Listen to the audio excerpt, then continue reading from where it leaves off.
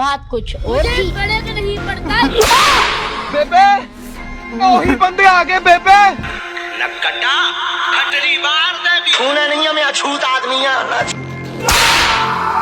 दूध तो तुम्हारी बहन भी देती है, पर तुमने माँ का ही क्यों पिया?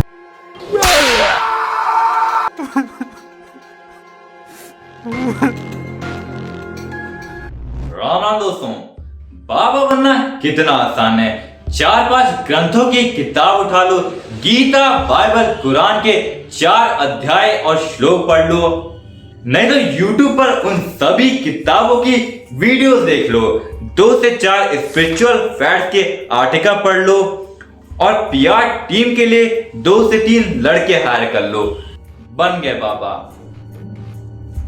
और अगर श्लोक याद नहीं भी हो रहा तो इनके जैसे बाबा बन जाओ। लिखा है उद्यतायुध दौरदंडई राधावंतो भटान मृधे। तो लिखा, स्पष्ट लिखा गुरुजी। ऐसा है, नाश मत करिए। आधावंत है, आधावंत में दौड़ते हुए। भगवान बुद्ध ने भी वर्णन कर रखा है अपने माइथोलॉजीज में, पहले जानो फिर छानो, और जब ज्ञान की कसौटी में सही बैठे तो मानो। पर हमारे अनिरुद्धाचार्य महाराज, सो कॉल्ड भूखी बाबा, जिनका पूरा नाम अनिरुद्ध राम तिवारी है, इनका जन्म 1989 मध्य प्रदेश के जिले जबलपुर में हुआ था। इन्होंने हाल फिलहाल में अपनी डॉक्टरेट की डिग्री भी पूरी की है ह्यूमैनिटीज और स्पिरिचुअलिटी में। और तो और साउथ अफ्रीका की यूनिवर्सिटी से भी इनको डॉक्टरेट की डिग्री हासिल हो रखी है। पर बाबा जी ने भी अपनी स्कूलिंग मात्र 5वीं और 6ठी कक्षा तक ही कर रखी है, जिसकी वजह से ये इतने विद्वान बाबा बनकर उभरे हैं कि ऐसे डिप्लोमेटिक लॉजिकल प्रश्नों का जवाब दे पाते हैं। बताओ फिर 70 में क्या जोड़े कि 17 हो जाए? माइनस के 53। अरे माइनस प्लस नहीं लगेगा यार। हिंदी से लिखो 70 और फिर हिंदी से लिखो 17, आ की मात्रा जुड़ जाएगी। भाई आपका नॉलेज तो कमाल का है भाई का। चाणक्य, तुलसीदास, रामानुजन और रामकृष्ण जैसे संत जो संसार को सही राह पे ले जाने के लिए मार्गदर्शन देते थे, आज वही बाबा लोग उसको धंधा बनाकर बैठ चुके हैं। तो दोस्तों, मिलकर इन सभी बाबाओं का पर्दाफाश किया जाए और इनका असली मकसद समझते हैं। गौरी गोपाल आश्रम में प्रसाद वितरण के दौरान एक बड़ा हादसा हुआ, जिसके चलते 15 श्रद्धालु झुलस गए। सभी 15 श्रद्धालु को तत्काल हॉस्पिटल लेकर जाया गया। तो वहीं मथुरा में अनिरुद्धाचार्य की गौरी गोपाल आश्रम देखिए, साइंस का मतलब मैं बता रहा हूँ जी महाराज। सारी दुनिया मानती थी कि पृथ्वी चपटी है। उस समय भारत के हमारे वेद पुराण कहते थे कि पृथ्वी गोल है। भागवत जी में आज भी सब्जेक्ट है भूगोल। बाबा जी और उनकी बातें भी उस पीके मूवी के दूसरे गोले से आए हुए एलियन की तरह है, जो इंडिया में किसी फुलझड़ी नाम की लड़की का हाथ पकड़कर उसके अंदर का सारा ज्ञान अपने अंदर ले लिया हो। ऋषि मुनि कह गए दुनिया गोल है तो मतलब बात ही खत्म। Big bang theory of universe, asteroid, meteor shower, ice age time period of earth, solar system, इन सब का कोई मतलब नहीं है। वो साइंस भी बाबा जी के लिए एक फुटबॉल और बिस्किट की तरह है। एक बार इसने शिकायत की एक संत जी से, बोले देखो सब लोग हमें लात मारते हैं। संत जी ने कहा सब लोग लात इसलिए मारते हैं कि तूने अपने भीतर हवा भर रखी है, तू हवा निकाल दे, कोई लात नहीं मारेगा। वो लातें तब तक ही पड़ती हैं जब तक घमंड की हवा होती है। ये क्या बक रहे हो मादरचोद? बिस्कुट, बिस्कुट का मतलब क्या है? बिस्किट का मतलब क्या है? बिस्की किट, विष मतलब जहर की किट। विश की किट। बाबा जी मैरीगोल्ड से बाहर निकले तो पता चले बिस्किट सिर्फ मैदे की नहीं बनता। फिर वही 4 महीने बाद देखना बाबा जी ब्रांड एम्बेसडर बन जाएं किसी विश की किट के कंपनी के, और तुम लोग बस मीम बनाते रह जाओगे। हमारे भारत में पिक्चर बना दी इस बात पर कि शंकर जी को दूध क्यों चढ़ाते हैं, उसकी जगह पर गरीबों को बांट दें। ये पिक्चर बन गई, ओ माय गॉड पिक्चर बना दी, करोड़ों रुपए खर्च करके पिक्चर बना दी इस बात पर। अरे बाबा जी, माना कि कॉलेज टाइम में आपकी गर्लफ्रेंड ने ये मूवी देखने जाने से मना कर दिया था और बाद में अपने बेस्ट फ्रेंड के साथ भाग गए थे ये मूवी देखने, नहीं तो ऐसी बातें नहीं करते हैं। दोस्तों ओ माय गॉड मूवी देखी होगी आप लोगों ने। उस मूवी के आखिर में यही दिखाया गया था कि भगवान को पूजो, ना कि उन बाबाओं को भगवान बना करके उनकी पूजा करने बैठे हो। इसमें कांजीलाल मेहता ने खुद जाकर के अपनी मूर्ति तोड़ दी थी जब उसे भगवान का दर्जा देने लग गए थे वो बाबा लोग। उस मूवी का सबसे मेन पिन पॉइंट ही अंधविश्वास और बाबाओं के ढोंग के ऊपर था। मतलब तुम हो भगवान है। खैर फेम मिल ही गई है, अब धंधा भी तो जमाना है, तो ये सब मूवीज को डिग्रेड तो करवाना ही होगा। बाकी इंडिया के भोले भाले हिंदू धर्म के सनातनी बैठे ही हुए हैं इन जैसे बाबाओं को धर्म का रक्षाकारी बनाने के लिए। ऐसे ही कुछ टाइम पहले इंस्टाग्राम इन्फ्लुएंसर जैसे रियल फैक्ट भी बाबा जी के पास गए थे सवाल जवाब करने, वो भी लाइव पे। गुरुजी मेरा ये सवाल था कि अगर एक इंसान के अच्छे कर्म और बुरे कर्म अगर बराबर होंगे तो फिर वो स्वर्ग में जाएगा या नरक में? अच्छे और बुरे कर्म यदि बराबर हो गए किसी के, वो स्वर्ग भी जाएगा नरक भी जाएगा। अच्छे कर्मों को भोगने स्वर्ग जाएगा, बुरे कर्मों को भोगने नरक जाएगा। According to Gita and Stanford University article, एक इंसान अपने कर्मों के लिए दोनों स्वर्ग और नरक लोक नहीं जा सकता है। जिसका जैसा कर्मा होगा उसको वैसा ही फल नसीब होगा। हिंदू धर्म में स्वर्ग और नरक लोक के 3 अध्याय हैं, कनिष्ठ अधिकारी, मध्यमा अधिकारी और उत्तमा अधिकारी, जिसमें उत्तमा अधिकारी हेल और हेवन के बारे में सिखाता है हमें। तो वहीं वैद्य गीता हमें सिखाती है कि स्वर्ग और नरक दोनों की अवधारणा हमारी इंद्रियों पर निर्भर है। जब कोई अपनी इंद्रियों पर नियंत्रण रखता है तो स्वर्ग का अस्तित्व कहा जाता है, नियंत्रण की कमी नरक है। तो वहीं ऋभु गीता में सिखाती है कि विचार ही नरक है, स्वर्ग भी विचार ही है, विचार ही चेतना है और विचार ही आत्मचिंतन है। स्वर्ग और नरक देना भगवान के हाथों में है। आप कितना पाप और पुण्य करते हैं वो आप डिसाइड नहीं कर सकते। अकॉर्डिंग टू गीता, पाप और पुण्य इज नॉट डिसाइडेड। जब मनुष्य का प्रत्येक कार्य ईश्वर द्वारा पुनर्निर्मित है और मनुष्य ईश्वर के हाथों में एक यंत्र की तरह है। श्री भगवत गीता के 1.8 अध्याय के 48वें और 49वें श्लोक में भी यही लिखा है। कुरुक्षेत्र के युद्ध खत्म होने के बाद युधिष्ठिर ने बोला था, मैं सबसे ज्यादा सिंफुल यानी पापी इंसान हूँ। मैंने ना जाने कितने ब्राह्मण परिवार, दोस्तों और भाइयों की जान ले ली। मुझे तो नरक की आग में जलते रहना होगा, जल्दी छुटकारा नहीं मिलेगा मुझे इससे। पर भगवान श्री कृष्ण ने उन्हें स्वर्ग लोक का भागीदारी बनाया था। यही नहीं, बाबा से जब भी नॉन स्क्रिप्टेड सवाल पूछा जाता है, बाबा या तो 5000 साल पहले पहुंच जाते हैं या गलत सलत जो मन में आए जवाब बोल देते हैं लोगों को इन्फ्लुएंस करने के लिए। जैसे ये क्लिप आप देखिए। बताइए कि स्वामी विवेकानंद जी जब गए तो सारे लेडी एंड जेंटलमैन बोल रहे थे, हाँ या ना? लेकिन आपने उनका इंटरव्यू सुना होगा, उन्होंने कहा था भाई और बहनों, कहा था क्यों? Sisters and brothers of America, तलाक जो हो रहे हैं आज हमारे समाज में, उसका कारण प्यार का होना है या प्यार का ना होना है? महाराज जी अब तो जवाब आपको देना पड़ेगा। क्या हाँ, क्या आज के 70, 80, 100 साल पहले आपने सुना कि कभी भारत में तलाक हुआ? Rukhmabai Raut is the first Hindu women जिसने आज से 140 साल पहले सन 1885 में डाइवोर्स किया था और 1760 बीसी में किंग उमर रब्बी ने सर्टिफाइड डाइवोर्स लॉ लिखे थे और के 2000 बीसी में उन लॉज को क्ले से बनी टैबलेट के ऊपर लिखा गया था। और फीमेल का एक्सप्लॉयटेशन तो त्रेता युग से चला आ रहा है, पर उस टाइम ऐसा कोई डाइवोर्स लॉ नहीं बना था, तो मजबूरन लड़कियों और औरतों को गलत का भी साथ देना पड़ता था। चलिए मैं कुछ नहीं बोलता, बताइए शादी के पहले किया गया प्यार सही है कि गलत है? आप बताइए। लड़की के माता पिता देखते हैं लड़कों को, आप लड़का ले आइए, फिर लड़की उसमें से पसंद कर लेगी, हमें ये लड़का पसंद है तो अच्छा, नहीं है तो कोई बात नहीं। According to ideas for India, Bharat में लगभग 1/3 वुमेन 19 से 49 साल की उम्र की डोमेस्टिक वायलेंस का शिकार होती हैं, जो कि ग्लोबल स्टैटिस्टिक्स के अराउंड 27% डोमेस्टिक वायलेंस केसेस के सिमिलर हैं। बाबा जी ये सन 1947 नहीं चल रहा जिसमें माँ बाप रिश्ता ले आए और शादी करा दी। ये 21वीं सदी है जहाँ रेप केसेस जैसे पेचीदे मुद्दों को भी लोग सपोर्ट करते हैं अपने सोशल मीडिया पे फ्लैक्स करने के लिए। 5000 साल पुरानी बातें क्यों करते हैं? भाई ये बताइए, क्या 5000 साल पुरानी बातों का आज प्रभाव नहीं है? 5500 साल पुराना जो द्वारिका है, मोदी जी गए ना पूजा करने, तो वो आप एक अनपढ़ जो बिल गेट्स को एआई के बारे में सिखा रहा था और दूसरा अनपढ़ जो द्वारका जैसे प्राचीन भव्य स्थल को मूडी जी की वजह से जान रहा है।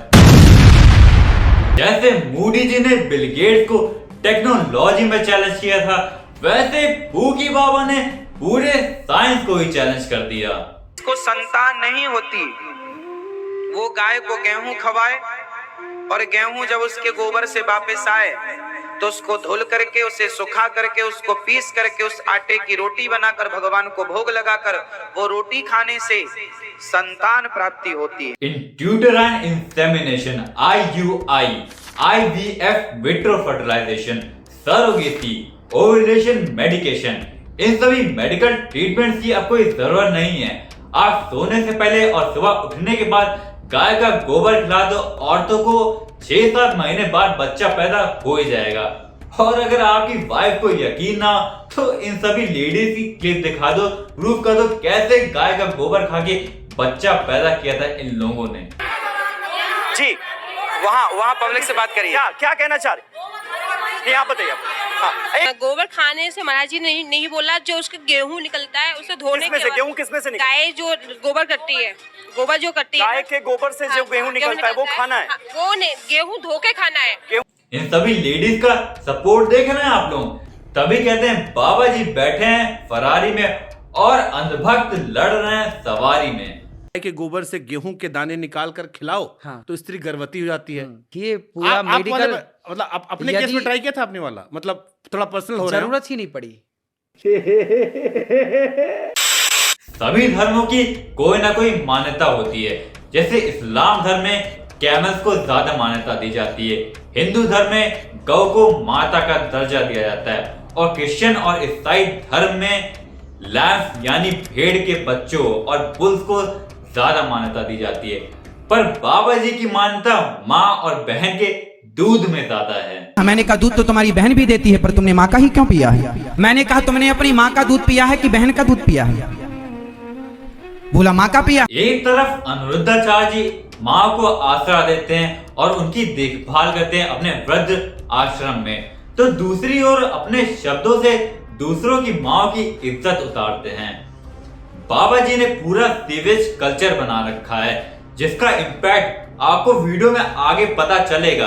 कैसे यूथ इन सब बाबाओं के चक्कर में अपना दिमागी तौर से बीमारी का शिकार और ब्रेन वॉश का शिकार होते जा रहा है। उससे पहले मैं आपको बाबा अनिरुद्ध का पूरा वृद्ध आश्रम का बिजनेस प्लान और सीवेज कल्चर की प्लानिंग और प्लॉटिंग दिखाने जा रहा हूँ। जनरली ये बाबा लोग गोल्ड फिश मेमोरी टेक्निक का इस्तेमाल करते हैं अपना पास रिकॉर्ड क्लियर और मार्केट में टिकने के लिए, जिसमें मीडिया और पब्लिक कुछ महीनों तक तुम्हें गलत ठहराती है और कुछ टाइम बाद सब भूलकर तुम्हें सोसाइटी में एक्सेप्ट कर लेती है, चाहे तुम जितना भी गलत कर रहे हो, जो कि बाबा अनिरुद्ध ने काफी हद तक कर दिया है। बाबा need new haters, old one became his fans. अरे ये बाबा तो कुछ अलग है, मैं तो उसकी फैन बन गई। Oh my God. और जब कुछ जिंदगी में कर नहीं पाओगे ना, फिर वही फैन पर लटक कर न्यूज मीडिया की टॉप हेडलाइन भी बन जाओगी एक दिन। बाबा जी गए तो स्पिरिचुअल और धर्म की किताब पढ़ने थे क्लास 6 के बाद, और लगता है गलती से उन्होंने बिजनेस एडमिनिस्ट्रेशन की किताब पढ़ बैठे। ये क्या हो गया? ये क्या सुन रहा हूँ मैं? लगभग हर वृद्ध आश्रम में 60 के ऊपर उम्र की बुजुर्ग महिलाएं अलाउड होती हैं, पर उसमें भी बाबा जी ने रूल निकाल दिया कि वो 70 प्लस एज की ओल्ड वुमेन को ही रखेंगे अपने आश्रम में। और बाबा जी ने अपने वृद्ध आश्रम को ही पूरे तरीके से यूएसपी यानी यूनिक सेलिंग प्रोपोजिशन ही बना लिया। जैसे पूरा एक प्लान्ड इन्वेस्टमेंट नहीं होता शुरू में एक बिजनेस चलाने के लिए, वैसे बाबा जी ने इन्वेस्ट किया लोगों के इमोशंस को जीतने के लिए। हर जगह वो अपने आश्रम को यूनिक सेलिंग अप्रोच की तरीके ही रिप्रेजेंट करते दिखाई देते हैं। सेवा करने का मौका मिलेगा। आज निःशुल्क 285 माताएं रहती हैं निःशुल्क। अब बाहर कम जाता हूँ। अब क्या है, 285 वृद्ध माताएं हैं गौरी गोपाल आश्रम में। वहाँ 285 से अधिक वृद्ध माताएं हैं। अखंड रसोई चलती है। अरे बस कर भाई, और पागल कर दिया। माओं के लिए अभी ये आश्रम पूरा भरा है। यहाँ पे माताओं के रहने की अभी बिल्कुल जगह नहीं है, क्योंकि आश्रम पूरा माताओं से भरा पड़ा है। 260 माताएं हैं। दोस्तों, ये 2 साल पहले की क्लिप खुद अनुद्धाचार्य बाबा के YouTube चैनल पर पड़ी हुई है, जिसमें उन्होंने बता रखा था कि उनका वृद्ध आश्रम लगभग 2 साल पहले ही भर चुका था पूरा, और वो 260 माओं का आंकड़ा भी अंदाजन एक तुक्के पर ही बताया गया था। और आज भी उतनी माएं अगर 5-10 ऊपर नीचे कर दी जाएं तो उनके वृद्ध आश्रम में मौजूद हैं। पर उन सब चीजों को हैंडल करने के लिए बाबा जी ने अपने वेबसाइट पे एक अलग से चंदे का डिपार्टमेंट बना रखा है। लगभग 2 साल पहले बाबा जी अपने साइट पर 10,000 तक का डोनेशन ही अलाउ करते थे, पर आज के टाइम में वो चंदा बढ़ाकर बाबा जी ने 3 लाख तक का कर दिया है।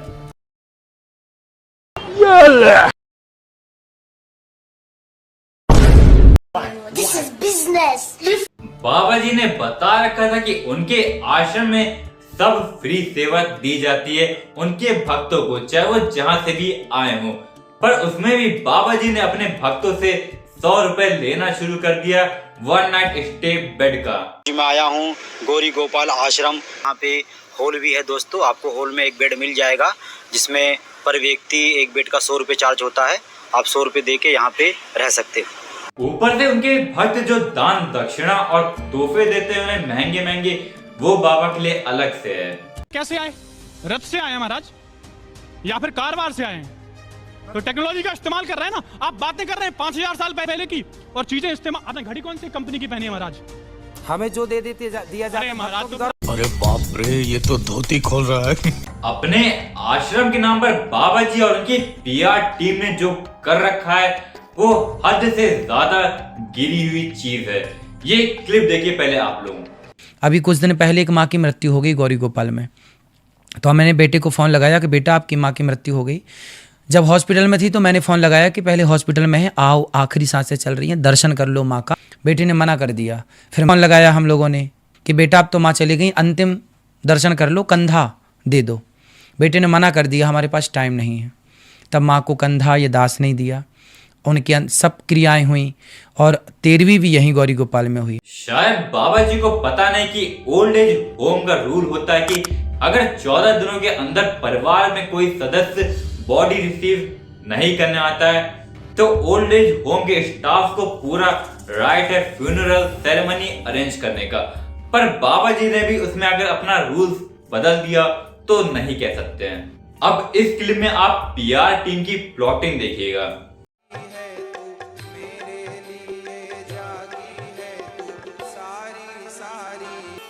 जय जय नवल किशोर, जय गो, जय जय मां। पूरी प्लानिंग और प्लॉटिंग के साथ PR और मीडिया टीम ने बाबा के ये मैयत का सीन रिकॉर्ड करके अपने YouTube चैनल के गौरी गोपाल न्यूज चैनल पर डाल रखा है।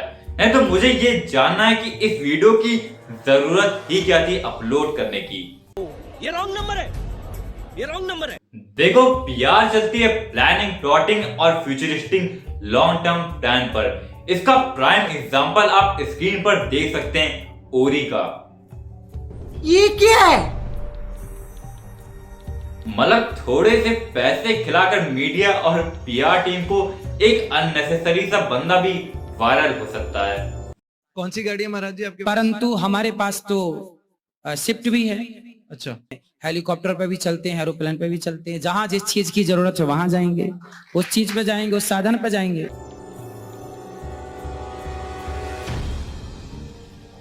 ये जाता है पंडाल की तरफ, जहाँ पर श्री अनिरुद्ध आचार्य जी 2 बजे आकर भागवत अपनी करते हैं। इसके बाद हम चलते हैं दूसरे गेट की तरफ, जहाँ पर वृद्ध माताओं को रखा गया है, साथ ही इनकी रसोई भी है। जहाँ मैं जानना चाह रहा हूँ कि ये वृद्ध आश्रम से भागवत कथा स्थल के बीच की 2 मीटर की दूर में बाबा जी को हेलीकॉप्टर की कौन सी जरूरत आन पड़ी, जब बाबा जी महंगी गाड़ियां, जूते, बंगले और लग्जूरियस कार में घूमने का शौक रखते हैं, तो दूसरों को प्राचीन काल की बातों से इन्फ्लुएंस क्यों कर रहे हैं? सोचने वाली बात नहीं। लोगों को गाय का गोबर खिला के बच्चा पैदा करने का ज्ञान देते हैं। क्रिकेट ना देखो पूरे सट्टे का बाजार बन चुका है। दूसरों को गीता का ज्ञान देते तो खुद क्यों नहीं भगवान श्री कृष्ण के दिए गए गीता के ज्ञान पर अमल कर रहे हैं? क्यों नहीं अपने मोह का त्याग कर रहे हैं सभी मटेरियलिस्टिक चीजों का? क्योंकि गीता के चैप्टर 7 वर्स 14 में लिखा हुआ है कि माया पर काबू पाना काफी मुश्किल कार्य माना जाता है, पर अगर कोई भगवान श्री कृष्ण के समक्ष खुद को आत्मसमर्पित कर देता है तो उसे मोह माया के बंधन से मुक्ति मिल जाती है। तो ये हेलीकॉप्टर वाले सीन से बाबा जी ने सेल्फ वैल्यू इंक्रीमेंट मेथड का इस्तेमाल किया है, जिससे इन्हें कोई भी अपने इवेंट पे बुलाने से पहले सोचे कि काफी बिजी और बड़े आदमी दिखते हैं, कम पैसे में नहीं मानेंगे। और इनका इतना वायरल कल्चर और प्लान्ड स्क्रिप्टेड मीम्स, जहां पर शराबी और बेफिजूल लोगों के बेतुके सवालों का सेवेज तरीके से रिप्लाई करने के बाद एक टाइम पर बाबा जी को बड़े बड़े कॉमेडी शोज और बिग बॉस से भी ऑफर आने शुरू हो गए, जबकि उन्होंने बिग बॉस जाने से खुद मना कर रखा था, ये कहकर कि ये उनके वैल्यूज और कल्चर से मैच नहीं करता। गजब टूबीबाज आदमी। अब बिग बॉस चले गए हैं तो अपनी इमेज भी तो बचानी है, तो चलो आओ भागवत गीता दे आते हैं सलमान खान को, और उसके लिए भी बिग बॉस को ही गलत ठहरा दिया जाए। बाकी महीने भर का फ्लेक्स करने का जुगाड़ तो हो ही जाएगा। मैं एक विधर्मी को भगवत गीता दे आया बॉलीवुड में।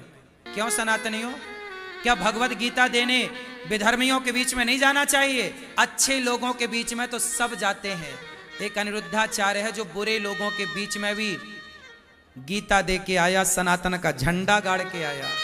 बाबा जी को शायद पता नहीं है कि जिसको वो भागवत गीता दे के आए और फ्लेक्स कर रहे हैं, वो खुद दोनों रिलीजन को एक समान मानता है। सलमान खान के माता पिता खुद अपोजिट रिलीजन से हैं, जहां उनके पापा सलीम खान मुस्लिम रिलीजन से बिलोंग करते हैं, तो उनकी मम्मी सुशीला चाणक्य हिंदू रिलीजन से बिलोंग करती हैं। अब मैं दिखाने जा रहा हूं कि ये सेवेज कल्चर ने यूथ का क्या हाल कर दिया है आप लोगों के इन सभी आइडल बाबा जी ने। ये क्लिप्स और कमेंट देखिएगा आप लोग इस वीडियो के। पहली मुट्ठी लेते ही प्रभु ने स्वर्ग सुदामा के नाम किया है, दूसरी मुट्ठी में पृथ्वी लोक का वैभव मित्र को सौंप दिया है, तीसरी मुट्ठी में देने लगी जो, तीसरी मुट्ठी में देने लगी जो वैकुंठ, तो लक्ष्मी ने रोक लिया है, अपना निवास भी दान में दे रहा, कैसा दानी मेरा पिया है। मतलब लोग कितना दिमागी तौर से बीमार हो सकते हैं वो इस रील में देख सकते हैं आप लोग। मुस्लिम छोड़िए, मैक्सिमम हिंदू रिलीजन के लोगों के ऐसे कमेंट्स पड़े हुए थे इस वीडियो में, और इन बच्चों को लग रहा है कि ये कितना सेवेज बोल दिया भाई मैंने, कितना कूल लग रहा हूं भाई मैं। आखिर सीख भी तो इन बाबा लोग से रहे हैं जो अपने शब्दों से माँ बहन की इज्जत उतारने का काम कर रहे हैं और सेवेज कल्चर को ऐसे ग्लोरीफाई कर रहे हैं इस गेंडू जनरेशन में। अब काफी लोग बोलेंगे कि कम से कम समाज सेवा तो कर रहे हैं बाबा, बाकी बाबाओं के तरीके तो नहीं है। तो अगर समाज सेवा करने का इतना ही शौक था तो धंधा करना था ना, या सनातन धर्म को एक धंधा समझ लिया तुम सबने।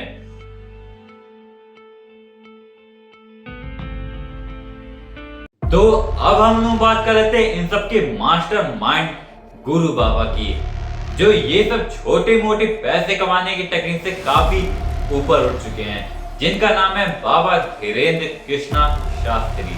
अरे बाबा कौन है बे तू? कौन है बे तू?